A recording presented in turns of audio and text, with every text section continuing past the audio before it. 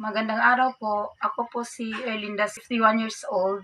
Gusto ko lang po mag-testimony sa product ni Doc Tamayo na ngayong taon na mayroon akong member niya na nakilala. Mga 5 years na akong nagsasuffer ng hypertension. Pinag-recommend ng member ni Doc Tamayo na si Aldo na itry ko daw na mag-inom ng food supplement ni Doc Tamayo. So, nag-try akong mag-inom, napagaan po ang aking karamdaman at napababa yung aking high blood. Tapos, nang after a month, yung anak ko, nag-ano din siya na mayroon daw siyang PCOS, sabi ng doktor. Tapos, bira na daw siyang magkabuntis dahil sa PCOS niya.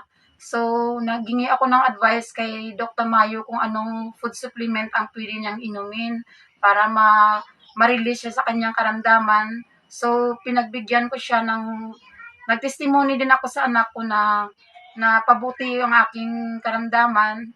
Tapos, binigay ko yung food supplement ni Doc na in-advise siya sa akin.